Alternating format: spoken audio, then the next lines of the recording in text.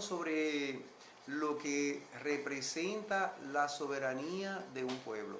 Ahora vamos a tratar el tema sobre cómo el pueblo puede rescatar su soberanía y asumir el control absoluto de la soberanía que le corresponde de acuerdo a los principios constitucionales y de acuerdo a las realidades también, porque es inaceptable que un solo, dos o tres individuos, por ejemplo, el presidente de la Cámara de Diputados, el presidente de, de la, de la Cámara de los Senadores y el Poder Ejecutivo y el presidente de la Suprema Corte de Justicia asuman el control de la soberanía de un pueblo. Esos cuatro elementos asumen el control de la soberanía de un pueblo mediante subterfugios constitucionales. Eso es un abuso. El pueblo, esos cuatro individuos que en diferentes épocas han sido diferentes. Estamos hablando de que desde Pedro Santana venimos con esto. Durante todos los gobiernos que hemos tenido, esos individuos han usurpado la soberanía, principalmente el Poder Ejecutivo. Principalmente el Poder Ejecutivo, porque el Poder Ejecutivo es el jefe de la Cámara de Diputados y el jefe de la Cámara del Senado, por una flagrante violación a los principios constitucionales que establece la separación de poderes por cosas gravísimas que es absolutamente indispensable que un pueblo disfrute de independencia de poderes para que pueda haber desarrollo. Esto no es un chiste. Por esa razón, este proyecto se está presentando de manera directa al pueblo, sin la influencia de partido político, sin la influencia de ninguna ONG, sin influencia de ningún organismo internacional, sin influencia de ningún grupo económico, sin influencia de ningún sindicato, para que seamos justos en nuestra propuesta. Y le estamos haciendo de manera desinteresada, como un hijo de la patria que ha sufrido mucho en este país, ha investigado toda su vida, en los términos sobre cómo engañan a una sociedad completa, cómo cuatro elementos se burlan de 10 millones y lo ponen a trabajar para ellos hacer lo que le da la gana con el dinero y el destino de una nación completa. Entonces, en este tema sobre cómo el pueblo puede rescatar su soberanía, estamos planteando que el pueblo, como ya el país está organizado por provincias, son 32 provincias, no importa que algunos dicen que por municipio, pero vamos a decir que sea una provincia con sus municipios, porque si un municipio no tiene personas capacitadas, pues no puede tener ningún miembro de la asamblea.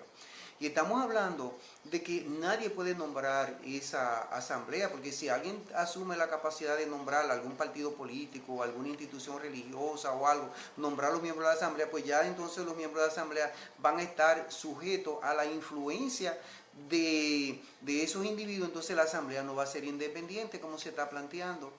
Ni tampoco puedo decir, por ejemplo, organícense de tal manera para yo influir sobre ellos. Jamás en la vida, eso no se puede. La asamblea del pueblo tiene que ser totalmente independiente.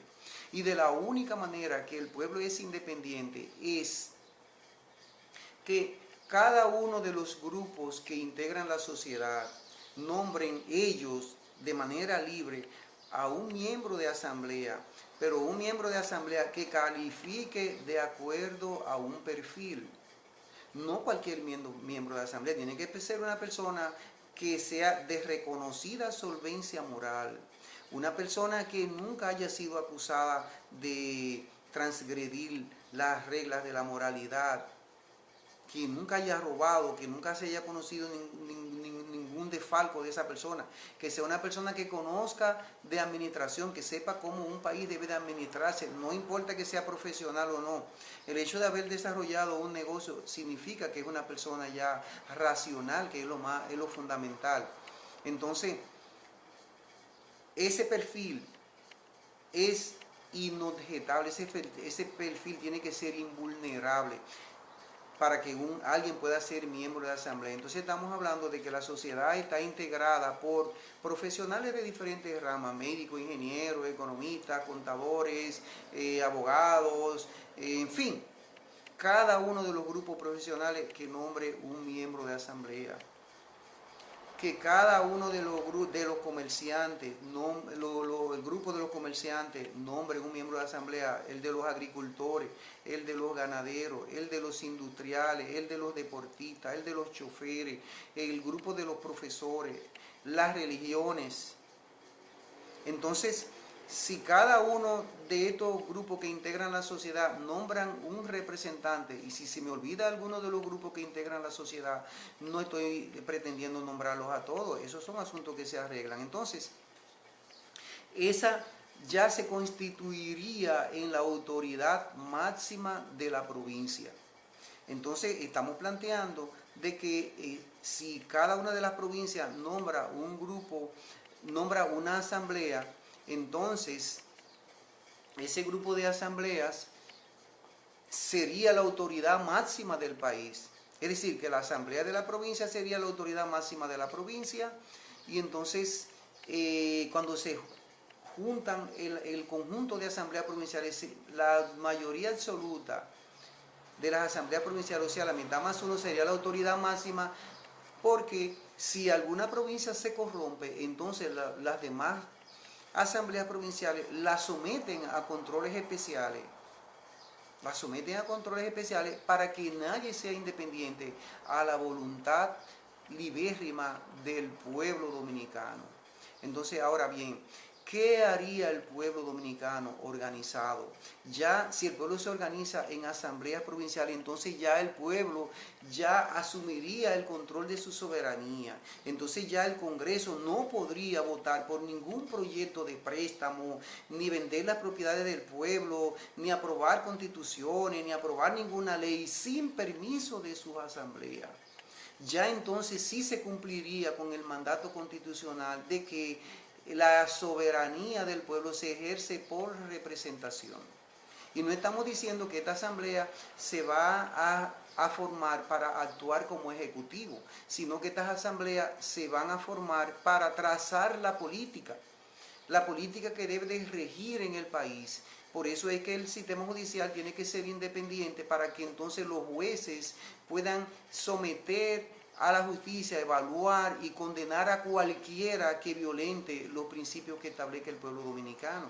Y por eso el Congreso tiene que ser independiente y actuar por representación del pueblo, para que no pueda hacer los desastres que hace, vender las propiedades del pueblo, comprometer el medio ambiente sin asumir responsabilidades, mantener una serie de vándalos como funcionarios sin tener capacidad, gastar los dineros del pueblo en politiquerías y en el asunto del clientelismo político.